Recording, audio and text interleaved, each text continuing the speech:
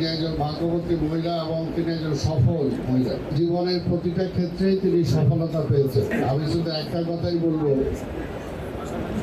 খালেদা জিয়ার মতো এরকম ভাগ্য নিয়ে খুব কম মানুষের জন্মায়। তিনি একজন ভাগ্যবতী মহিলা এবং তিনি একজন সফল মহিলা এবং নেতা হিসাবেও সফল, একজন মা হিসাবে সফল, একজন প্রধানমন্ত্রী হিসাবে সফল, অর্থাৎ জীবনের প্রতিটা ক্ষেত্রেই তিনি সফলতা পেয়েছেন।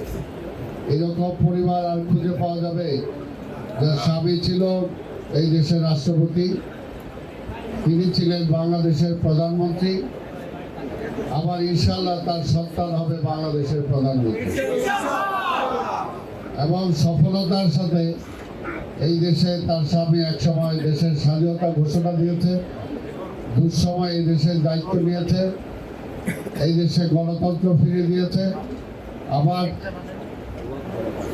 তার স্ত্রী হিসাবে সেই সময় যখন তাকে হত্যা করা হয়, তারপরে তিনি এই দলের দায়িত্ব নিয়েছিলেন।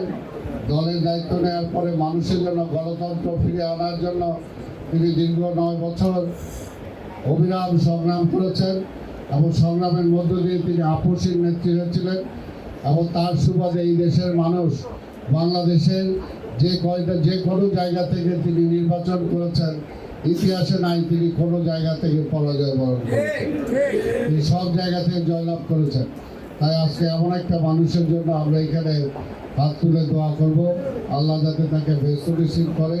এবং তার চেয়ে বড় যেটা আমরা পেয়েছি সেটা হলো যে আজকে এই দেশটা একটা সংকটের মধ্যে আছে, এখনো গণতন্ত্রটা আমরা ফিরে পাই নাই। আল্লাহ তাকে নিয়ে গেছেন, এটার জন্য আল্লাহর দরবারে তার জন্য মাগফিরাত কামনা করি। পাশাপাশি আল্লাহর দরবারে শুকরিয়া আদায় করি যে তিনি যাওয়ার আগে তার সন্তানকে তিনি তৈরি করে দিয়ে গেছেন এই দেশের নেতৃত্ব দেওয়ার জন্য।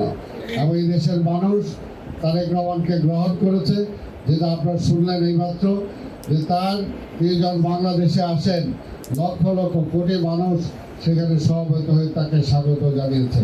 তাই এখন শুধু একটা কথাই বলবো যে আজকের বেগম খালেদা জিয়া নাই, তিনি তারেক রহমানকে রেখে গেছেন। আগামী দিনে তারেক রহমানকে যাতে আমরা রাষ্ট্র ক্ষমতায় নিয়ে আসতে পারি, তাহলে এই দেশে গণতন্ত্রটা আবার আমরা ফিরে পাবো, এই দেশের মানুষের মৌলিক অধিকার ফিরে পাবো। অতীতে যেমনি এই দেশ পরিচালনা